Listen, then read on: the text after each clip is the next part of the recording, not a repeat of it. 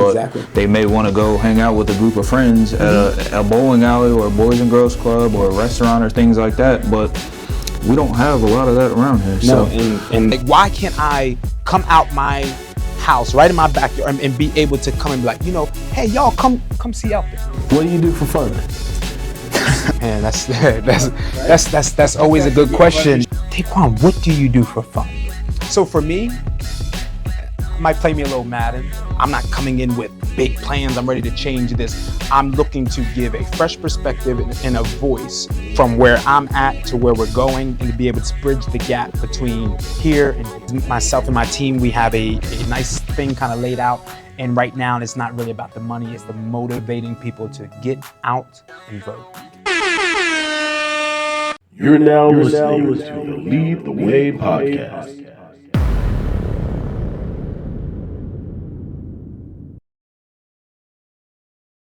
I'm Sam, Kobe? and this is Lead the Way podcast. Right now we have a special guest. We have Mr. Dayqaun Stewart. We're going to be talking to him. You're here for, what are you actually here for? Yes, sir. I'm running for Elkton Town Commissioner. Okay, Elkton Town Commissioner. Yes, sir. So we're gonna have an opportunity to pick Mr. Dayquan. Is it okay if I call you Dayquan? No problem. We're going to pick Dayquan's brain and find out a little bit about what exactly that means and why somebody like Mr. Stewart would actually want to do that, okay? All right, Dayquan. So first and foremost, thank you for coming on to the show. Thank you for having me. We definitely appreciate it. So let me just ask you a quick question. What made you actually want to run for this position, and especially at this stage in your life? Mm-hmm. So I think, running for me is not really about a political thing. For me, it's a personal thing. Growing up in this town, going through the schools in this town, living in this town, you see a lot that goes on. And then, being a commissioner, you help govern the town, making the different decisions on laws, budgets, and things that basically help improve the community. And I think it's very important for a person who has been in the community, lived in the community, younger as well, given a fresh perspective. So for me, I think where Elkton is we're in a great place right now. I just think that fresh perspective would help to enhance where we're going. Okay. Did you go to high school around here? Or? Yeah, so I actually I went to Thompson State Elementary School, went to Elkton Middle, and then I graduated in 2014 at Elkton High School. I actually was able to serve as the class president my freshman and sophomore year as well. Okay. Yep. Did you make any changes like as president in school or anything like that? Yeah, so you don't really do a lot of changing things, but it's more so fundraising, like kind of basically positioning your class for success in different ways, kind of being the advocate and voice for your class. So that's kind of who I was. Okay. So it sounds like you're homegrown. Exactly. That's exactly what it is. Yeah. Homegrown. So I know you said a fresh perspective. What would that look like? Like what are some areas where you think a fresh perspective is needed? Yeah, so I think, again, Elkton, we do an amazing job. When it comes to our youth, I think the youth engagement part is really what I want to focus on. We just built a neighborhood community center, amazing place.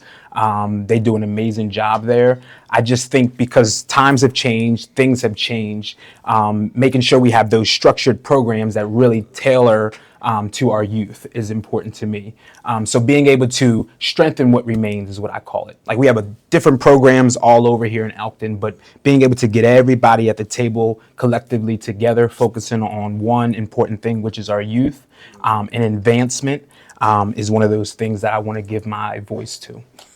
I think that's super important.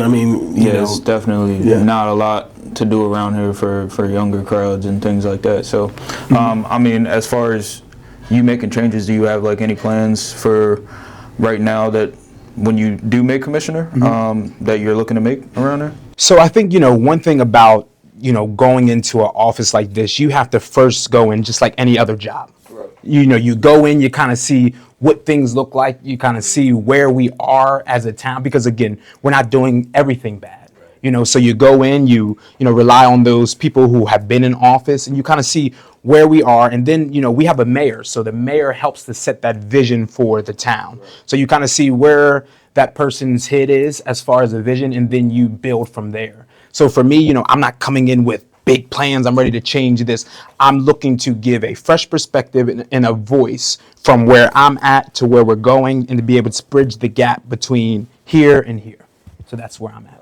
Yep. Okay. I mean, that's really clear. And that helps us, I think, understand a little bit more. I like the fact that you're talking about coming in and taking the time to see what things are like. Because a lot of times we have, people who come in, whether it's a boss, whether it's somebody else who's taking something over. And a lot of times you just come in and start changing things without really seeing what works and what doesn't, right? Exactly. So I think you giving the cognizance and the awareness to come in and see what's actually happening is important. So, I mean, I think that's awesome. And I'll speak to that if you don't mind. So, I have, of course, on a political side, but also I had an opportunity to succeed a 65-year-old pastor before. Okay. And you go into a older congregation mixed with bringing in some young people. And of course, us as young people, we have that urgency to just want to come in and say, hey, it's our way, it's our way. But for me, I always look at, bridging the gap between, okay, what can we take, right? And then I'm a big person like this, that the message remains the same. So we talk about unity. The message remains the same, but the method can change, right? So my thing is, as town officials and the things that we're doing, the message remains. We want to make this a better place for those who live here, right? That's going to be the message all along. What does that look like? What's the method in getting there? Like technology, improving in those type of things and giving those fresh perspectives on all of that. That's well thought out, and it to me it seems like you put a lot of thought behind that. And something you said as far as so you said you took over for a pastor. Yeah. So you're a pastor. Yes. Okay. So can you tell us a little bit about that? How that? So that's one of the callings I'll say that I've had on my life. And that's why it pairs with the political realm and servitude. Being a pastor, even in that, people think about the big title of it, but it's really being a servant on another level. And they always say going high, but I believe when you go high, it's really going low. It's being humble, So for me, pairing those two things, I believe that I've been called to serve in different areas, different realms, different, way of doing things, rather that's in the religion or state, you don't mix those things. They always talk about not mixing those things. So I'm not mixing those things. I'm saying if we take those things out, who is Dayquan? Dayquan is someone who is called to serve people, right? So for me, like I said, being a pastor, that's a whole different lane, but it still comes with people. People come with different needs every Sunday. People come with different things that they need. And then you have to be that person and say, hey, how can I put myself in a position to help everyone, even when not everyone agrees? I mean, you having that ability to pull from that, I think is very powerful. Absolutely. So something else you said as far as coming in and having an older congregation. So being younger as a candidate, do you think that helps you or hurts you? What do you think about that? So I think, in the town that I live in, it kind of hurts a little bit. And here's why. It's not that it hurts where people are just disregarding. You think about that C word, change. Change is sometimes hard to embrace.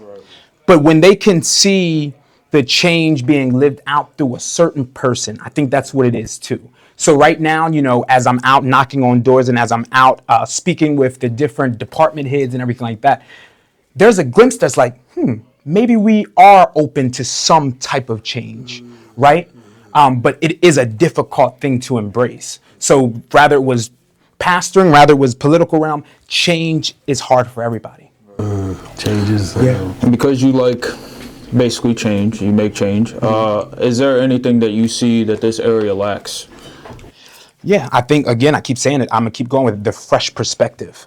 We have amazing officials who have been there for some time, and they do an amazing job. And for what was, and I just think a fresher perspective on kind of where things are now. The economy has changed. Different things have changed tremendously. The way we do things have changed tremendously. And it's just being able to, bring that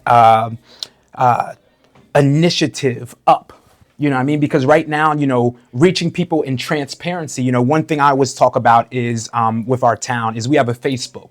And the Facebook is ran with the basic things that are there. But there's a certain level that social media is how we reach people.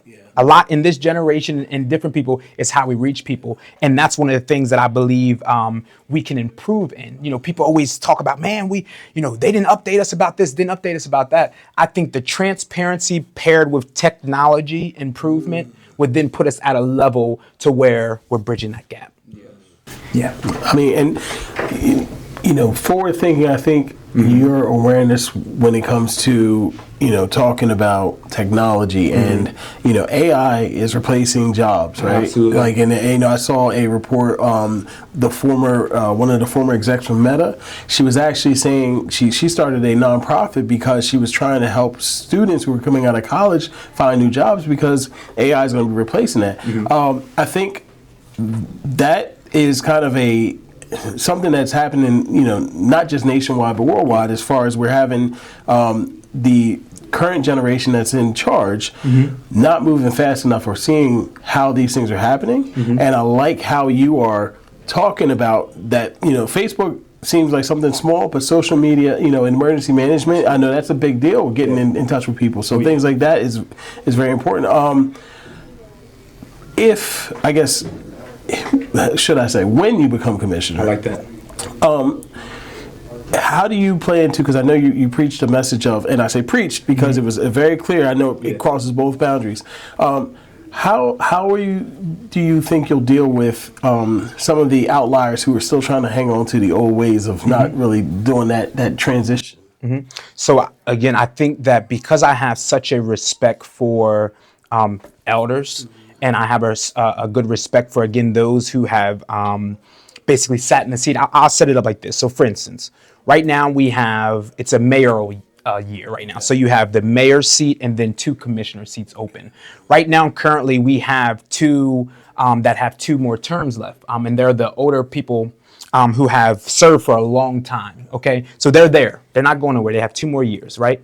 So there's 2 more seats open for commissioners. So basically, right now, I'm running against 2 people who have already sat in the seats. So my mindset is I get 1 seat, they get 1 seat, and then, of course, we elect a mayor. Right now, our mayor is rerunning. So, a lot of times when a mayor is rerunning, he gets reelected. Right. So now I'm sitting with all of this wisdom, right? So it gives me time to sit and learn and for them to hear my voice from that perspective where change is not so, oh my goodness, this is too much. But my thing is getting in there, learning from them, taking my time, kind of seeing what they do, adding a fresh spin, and then after a while, we'll progressively, slowly, not stagnant, because there's 2 different things between slow and stagnant, begin to now get other young people involved, to now we have a younger board being able to move the future forward with Elkton. So that's kind of like my mindset is more so just getting in there from a humble standpoint of being teachable. They got to see somebody who has that posture of teachable, not coming in, I know everything. No, I'm teachable. Tell me what you know. What's your strength? What's your weakness? Then you find out what mine is, and then we come together. So I think that's the true definition of politics. Like, that's what it should be. Right. So often it's not, but I mean, that is a place to work from, to negotiate, grow, and learn. So. Right. And like you said, with politics, I think the reason why we can't, they always talk about this across the aisle thing and stuff.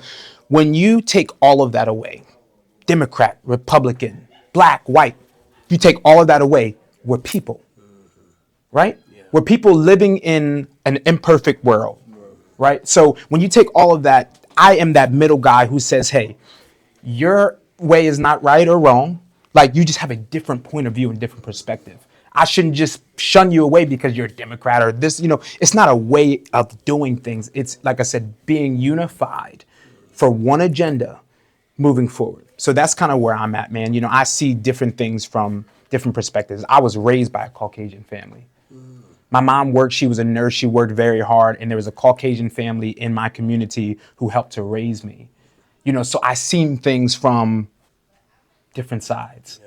Multiple perspectives. Multiple perspectives. It's actually very nice to have you in office. I've always been a person that was very much against politics. I feel like it was designed to draw people away from each other. Right. So everything that you say sounds very good. It looks like you have an open eye. You're not necessarily taking sides on a lot of things, and that's great. So, have you communicated with any of these older people that have ran for commissioner and seen ways that they have ran things that shouldn't change? Yeah, so like I spoke, about one of our longest standing commissioners, Mr. Givens. He's our longest standing. Actually, he was the first ever elected African American commissioner. He's taken me on as like a mentee per se. He was my assistant principal back in Elkton High School. And one thing I see about him, even in his older age, about 81, his energy to still go out and serve the community and showing up. Right? Not, just sitting in meetings and, making decisions like this. He's out there in the community. They know his name. They know who he is. You know what I mean? And that's one thing that I take, that no matter what, you figure out what your why is and let that fuel you. No matter how old you get, let that fuel you, and then keep showing up. Keep letting those people know that I'm here in this seat. Not saying that I'm up here high and mighty, but I'm part of this community, helping to make decisions. So one thing I've taken from him is showing up no matter what. Yeah, I've known that man for years. He was around when I was in high school coaching basketball, so he shows up every day. He's not giving up. He's not giving up. And that's why, like I said, it's important, because it didn't start with him just taking this position. Right. There was a foundation that was built, right, of connection and youth. And see, for me, that's where we connect, because he can give the perspective from coaching and those type of things, right? Mm-hmm. And then now we can have conversation that says, hey, how do you see it? How do you see it? And then we can come together to progress. Well, you said something really interesting, and you said the why. Yeah. So what is your why? Yeah, so I think I know to serve. I don't want to cut you off. I know to serve. That's fine, but I know there's probably something else. There's probably a little bit more to it. Mm-hmm. Could you share that? Are you okay to share? No, I don't mind sharing it. I think my why, like I said, for me is when you've lived here and you've seen different things. Even I'll talk about where I live currently. My neighborhood, I have seen it where it was drugs and prostitution and some other things going on, to where it's progressed. To where now, we have police officers who are coming out with community engagement. And I've seen it go from, bad to where it's at now. And for me, my why is it that people are fighting change, or is it that they just haven't seen someone that they can believe to bring that change? And for me, I'm one of those people who, I'm an Eagles fan, so I like the underdog mentality. Like, count me out, I'm gonna still keep getting up. Right? So my why is basically, it sounds crazy, but the negative connotation that people have, or the negative words that people speak against me, or the you can't do this. Those type of things fuel me. And my why is I can. And I'm going to get up, and I'm going to keep showing up, and I'm going to do it. I ran 4 years ago in this same office. 4 years ago, I was not ready. I just had a passion. It's different now. You know what I mean? Like, I matured. You know how sometimes you just do stuff and you're like, you know what? I'm interested in doing this, but not knowing the amount of work that's necessary. For instance, I watched, again, Mr. Givens and others do it. I'm like, oh man, I can do that. But when you see the behind the scenes stuff of how much it takes to be in those type of positionings, it changes your perspective. And my why is just, I believe I can do it. That's, you know what? I think that is a powerful why. Yeah. Because there's something you want to accomplish, and you're prepared to go through what it takes. You know, because like you said, there's a Greek story. I think it was Ananias, and he was thrown to the ground, and every time he'd get back up, and he got stronger. You know, every time he got thrown down to the ground, it's that kind of mentality, that kind of power to pursue and to, with the goal of serving. Right. And I like what you had just said about the fact that you did attempt, 4 years ago to do this, mm-hmm. and you said that you weren't ready. So I guess what were some of the things that you learned? Like any specifics? So for me, again, 4 years ago, I had the mentality like, that's easy. I can do this. And here's the thing, because I told you about my mentor, right? And he's been in this position. What happens when you're so eager, but the teacher is silent? Okay. So 4 years ago, he was silent. He let me go ahead and do it and fail. He let me feel the pressure and everything that this took. And he said, you know what? He didn't say much. And he said, you know what? When you feel like you're ready again, he didn't say, I'm going to tell you when you're ready again. When you feel as you're ready again, let's try it again. But I'm like, man, well, why didn't you 4 years ago? Because you know why? Because if I would have won 4 years ago, I wouldn't have been able to sustain it. I wouldn't have been able to sustain the pressure that comes with it because, again, I went into it being like, you know what, psh, that's nothing. But we talked earlier, like, it's a public office. That means everything about you becomes public. Right. And for me, I think that where I'm at now, you know, I'm still working through some things, relationships and some other stuff. But for me, that's the transparency part about it. Right? Like, I don't want people who just sit around and you just have it all together. Like, I want to be like, you know what? No, I'm going through some stuff and I'm trying to live in this town. I'm trying to work through the income shortages and the wage. Like, I'm real dealing with stuff. I'll be transparent because it's out there. Somebody pulled, like, you know, my record up and I don't have anything bad on there, but I did have some failure to pay rent during COVID time. Right? And some mismanagements of finances, as they called it, and try to make it this big story. But for me, the transparency part about it was no. What I did was I went out of my mom's house too soon. She kept telling me to stay. I'm like, nah, I got this. So 4 years ago, again, my mindset and where I was I got this all together. Today, I don't have it all together, but I've matured because I felt enough. I felt enough. I felt the sting of failure. I felt the sting of people walking away. I felt the sting, you know, of a bunch of people being there. And now that I'm there, you know, I felt the sting of it. And it helped me to mature. And I always say this, never again. Never again. And that's how I get back up. Never again. This won't happen to me. Never again. If I have anything to do with it. So that's my mindset. That mindset is, I think, very authentic, and I think that connects with a lot of people. Yeah. It connected with me because I can understand, like you said, no one's perfect. Mm-hmm. We all have, you know, different obstacles and and things and challenges that we have on a day-to-day basis. Mm-hmm. And seeing somebody who has experienced that, may experience that again, but continues to move forward, that is somebody that you can believe in because you can identify with what they're doing. So I think that's huge for voters. I think that makes you an amazing candidate. I guess one of the questions I would ask is, I'm going to segue a little bit. Okay. What do you do for fun? Yeah, that's always a good question. It's your level's here. So I just want to see that. You know, because right now, you know what? Once I got in this positioning, and like I told you, I'm kind of going through some, you know, relationship things. I had to be like, Dayquan, what do you do for fun? Because I'm like a visionary, so my brain never stops. You know what I mean? I try to rest, and my brain never stops. And it's like, how do you find, here's the B word we all struggle with, balance. Yeah. How do you find the balance? Because being in the office, you know, so for me, I might play me a little Madden. Okay. Now, it's, you know what I mean? Sometimes, because if you lose and you get beat, you know what I mean? It's going to be, you know, a little difficult. But Madden, you know, I like bowling, kind of going out bowling. And I'm a family guy. I love family. I love, you know, connecting with family, trying new restaurants, trying, you know, new adventures and stuff like that. I feel like that's really good. Sorry to cut you off. I feel like that's really good that he asked you that because I've been living here since the 9th grade. Okay. And I've noticed, I've actually watched this town change a lot. Okay. But the change that I've seen is them just building warehouses and jobs for people. Yeah.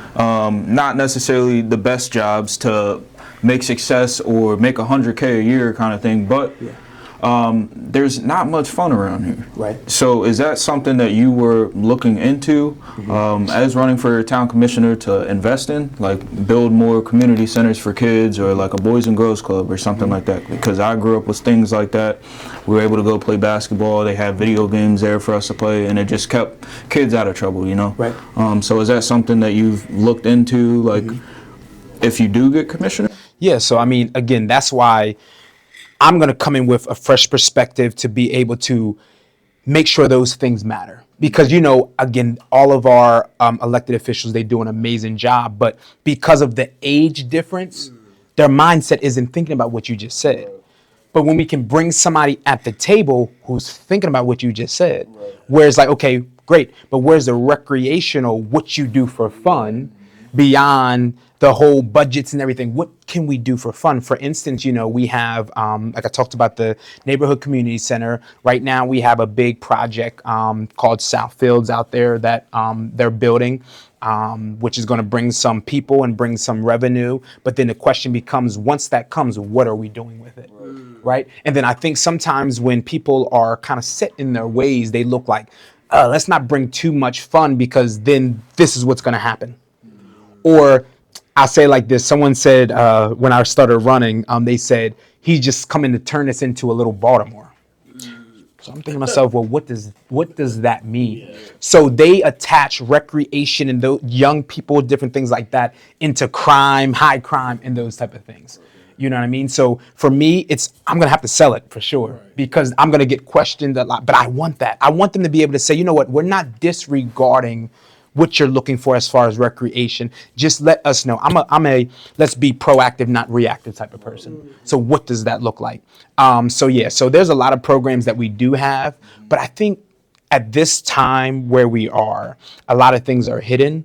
But I think that once I win, because we'll speak that, once I win, things will start coming to light. Like our young people matter. Youth engagement matters. And I'm not talking about just building a little neighborhood community center to shut people up. I mean, I'm being raw. Like I lived on Booth Street so long, you finally built it, but I've been there so long. Where was it when we needed it, you know? But now it's there, and a lot of people don't know about it, like, you know, those type of things. So definitely one of the biggest things I want to bring is that recreation. I don't know if you remember the bowling alley we had. Did you remember the bowling alley we had? No. No? So we had Elkton had a bowling alley. Literally, it's still sitting there. The people don't, they basically gave it up or whatever the case may be. People can buy it now. Really? But my thing is, why wouldn't the first thought be, we need something like that. Let's turn this into a main event or something, you know, something like that. But because there's people at the table who's not thinking at that at this time, right? We're talking about opening back up the Mark Train and some other stuff, you know, the Southfield projects. Like I said, all great things. So now my thing is, let me come and be that one and say, hey, you see that building? That used to be a bowling alley. What can we do? Because we need that. Right. Yeah. And not just relying on the schools too, because I think a lot of times they rely on the schools, but that's not balanced because schools is always going to have this educational background component curriculum, and that's not what we're talking about. Definitely look at it as the youth needs more entertainment outside of school because not every kid plays sports. Not every kid wants to do after school activities, but they may want to go hang out with a group of friends at a bowling alley or a boys and girls club or a restaurant or things like that. But we don't have a lot of that around here. No, and you talked about balance. Like I shouldn't have to find balance in Delaware. I shouldn't have to find balance going to Baltimore or Philly. Like we talking about crime and, you know, I mean, like why can't I come out my house right in my backyard and be able to come and be like, you know, hey, y'all come see Elkton. You know, right now Elkton has turned into not a destination no more. It's just passing through. You live where? Elkton. Oh yeah, just to get to Delaware or just to get to Harford County. But like Elkton at one point back in the day was a destination. People stopped in Elkton. If you look at the history, there was weddings and some other stuff like back then, like known people, celebrities got married here. You know what I mean? So like Elkton had a name. And one thing I had questioned, and I don't know if I got the answer yet, but I asked the elected officials, I said, what is our identity? Because if you look at Elkton, you got warehouses they always talk about. They talk about there's a drug problem, you know, and then it becomes our identity or just a pathway through to get to, like I said, Delaware, Harford County. What is Elkton's identity? And right now, for me, I'm not too sure if we have one. I'm right along with you. I'm not, and there's no disrespect again to those who sit in the seats or anything like that, because again, it's a community thing. But I think people have just given up, and that's another thing. I'm running because I want to be a voice. I want to be a voice for those who have just given up, saying, you know what, my voice doesn't matter. Last election, we had like 69, I think 65 to 69 people vote. Why? Why is only 65 to 69 people voting when it comes to people who make decisions for how you live? Your police, your Main Street, seniors, your youth, your taxes, what it's spent on. Why is only 69 people voting? But I think people just don't know. Yeah. Don't know. They're just going through the motions every day, just living life. Yeah. Or I'll just go to Delaware, go to Philly, go to Baltimore. Forget it. I'll just live here.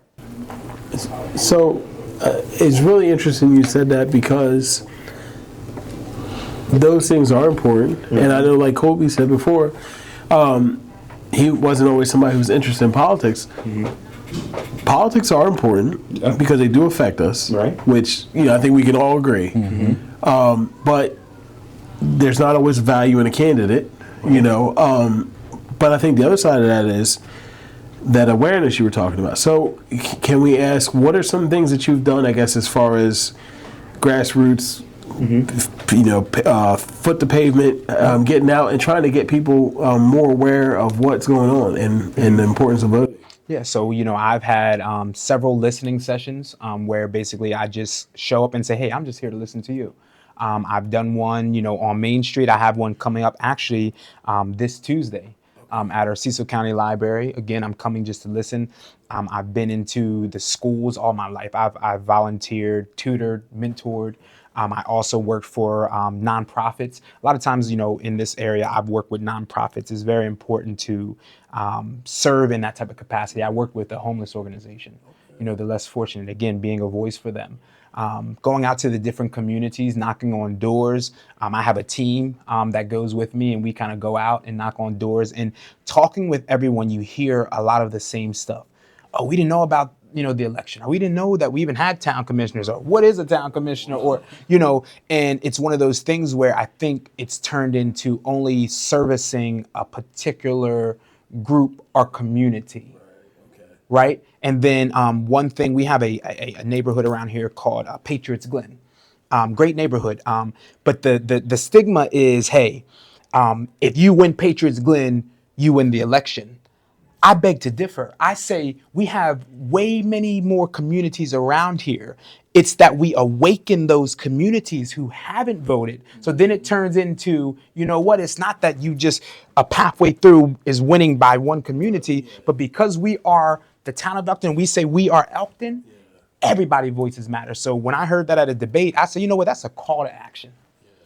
So basically my thing is I've been showing up, man. I've been showing up. And a lot of times, people were like, well, what do you do?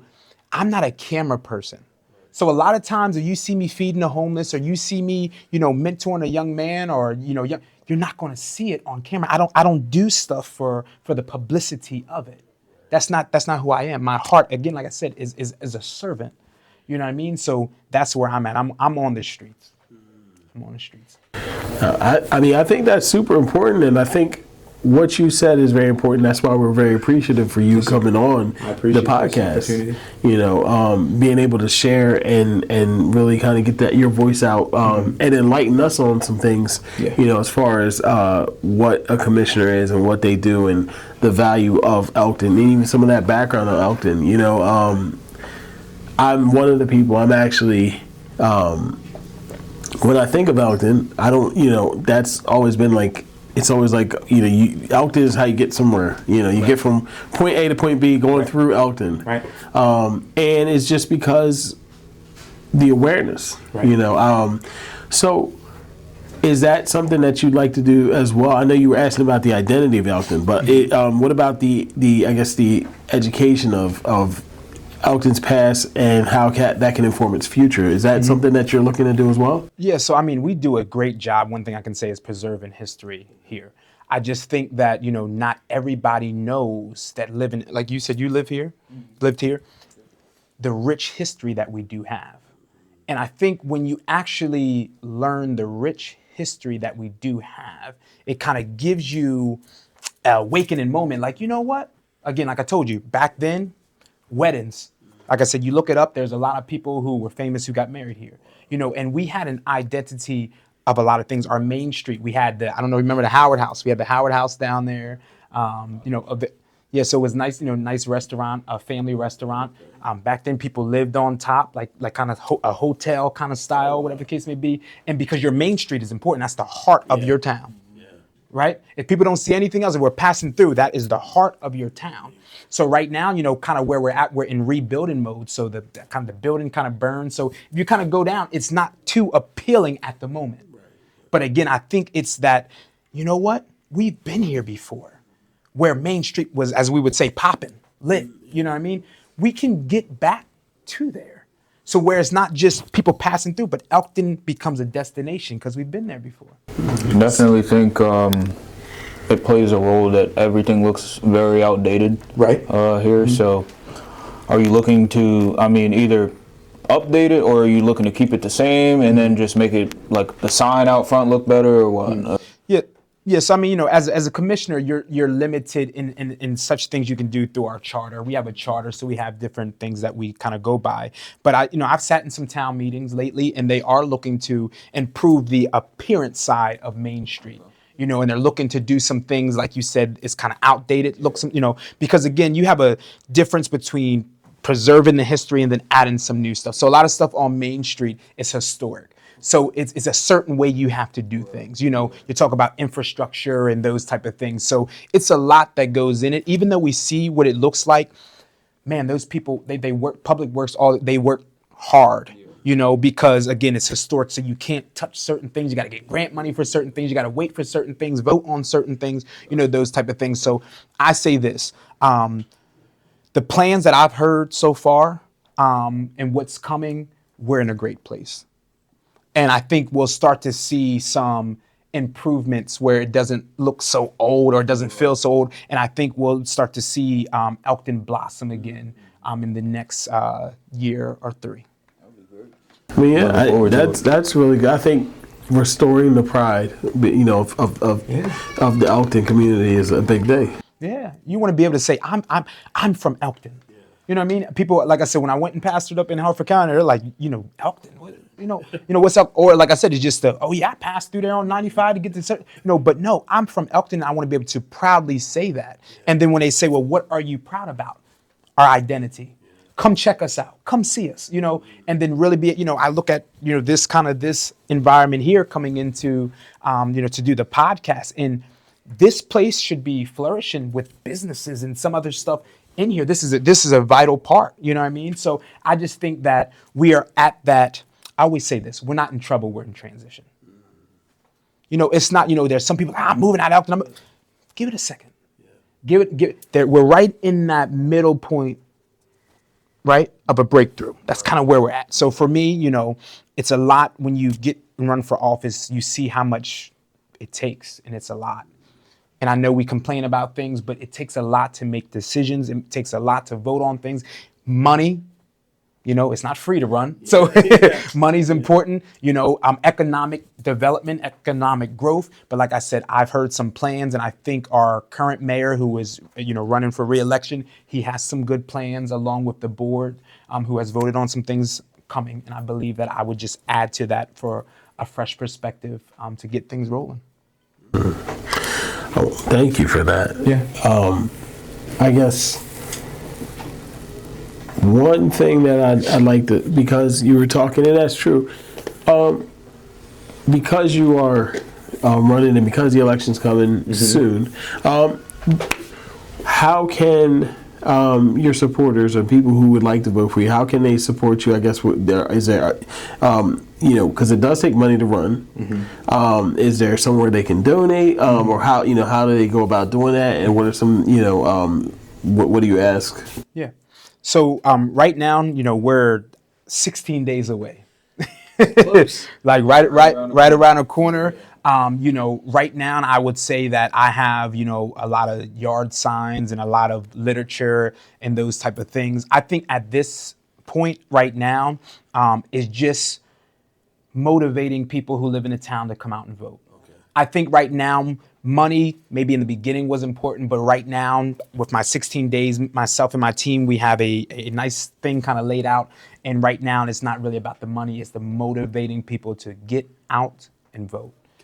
It's May 12th, like I said, 16 days from now, 7 a.m. to 8 p.m. I'll be out there with my tent and all the great things, you know, greeting people and everything. But May 12th, 7 a.m. to 8 p.m. at our municipal building. We call it, if you're from here, Elkton Police Station. That's where the police station is, 100 Railroad Avenue. And we'll be out there. I just need people to come out and vote and let them know how important it is that every vote matters. My mentor I was telling you about, he had an election before and was decided by 3 votes. Wow. And those people came right towards the end. Wow. Some guy went and picked them up and 3 votes. 3 votes. So it's important that everybody's vote matters because they feel like, you know, my voice doesn't matter. Oh, wait, if I come down. No, it matters. So right now, not money, motivation to come and vote. Motivation. Yep. So exactly what you said.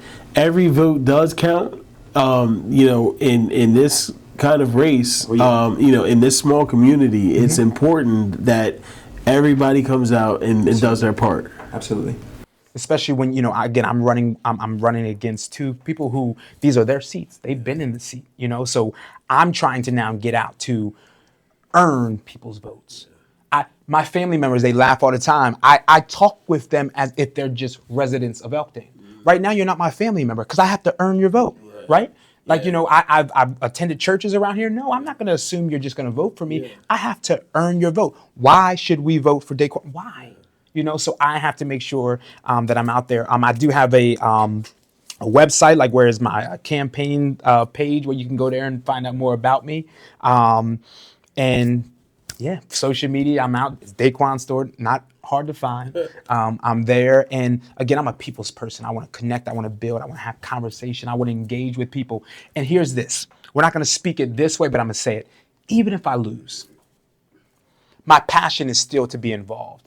I'm in there now. Like I'm in there. Like I'm in there from a publicity standpoint, from an influence standpoint. So I'm there. You know, the next election is 2 years from now. But again, we're not going to speak that I'm not. But I'm saying to those who might live in the town, you see me now, I'm not going anywhere. So that's, we know that you're going to get town commissioner. Yes, sir. But are there roles that you could take under town commissioner to still be involved, to invest into the community? Yeah, so, you know, I just learned about, you know, we have a lot of different boards, planning committees and ethic commission boards. And there's some other things that actually I've had some conversations with people who said, hey, if you don't, we got some other things for you to get involved. Because I think 4 years ago, after I lost, I became discouraged. I said, you know what, Elkton doesn't want change. It's fine, whatever. And I kind of went off the scene to, like I said, pastoring, kind of doing some stuff in Harford County. But it was that something inside of me, like, you're needed. There, like your town needs to leave here to go all the way 35 minutes. I'm like, no, there's something. I have to stay. My town needs me. You know what I mean? So being discouraged, kind of going off the scene. But if I would have knew what I know now, I would have stayed involved. I would have continued to show up. You know, but that discouragement came. So for me, like I said, no matter what happens, there's boards, there's ways to get involved. And even in that, I want to be that bridge to help young people know, well, how do you get involved? You know, and you can come to me, we can have those conversations. Because again, as my mentor is pouring into me, I want to now pour into people. And then, like I said, you got 4 years, 2 years, there's election 2, 4, you know, get other people, other young people on fire about their town to get involved. I appreciate you coming out. I think this was an amazing conversation. Yeah. I mean, you've given us a lot of information, but you've made it very easy to understand, which I appreciate. Yes, you know, on what the position is, and then the things that you can bring to the table, and why it's needed. Yeah. So, is there anything else you want to share before we wrap up? No, I mean, I'm grateful for you guys. I'm grateful for the invitation. Lead the Way Podcast is what it's called, which is amazing. You know, I see great things for you guys, and just the hospitality was amazing, just coming in, you know. So I appreciate you guys, and then maybe you guys get me back after I win, so I can give you an update and everything on where I'm at, right? Absolutely. You know what I mean? Absolutely. Yes, sir. I appreciate it. Appreciate you, man. Thank you. Well, this is Lead the Way Podcast. We've had the commissioner here. Can't wait to see him in office. Get used to that, man. We'll catch you guys next time. I'm Sam. Kobe. Dayquan, select Stewart, May 12th. Thank you. Great job, brother. Thank you, man. I appreciate it. No, I just want to let you know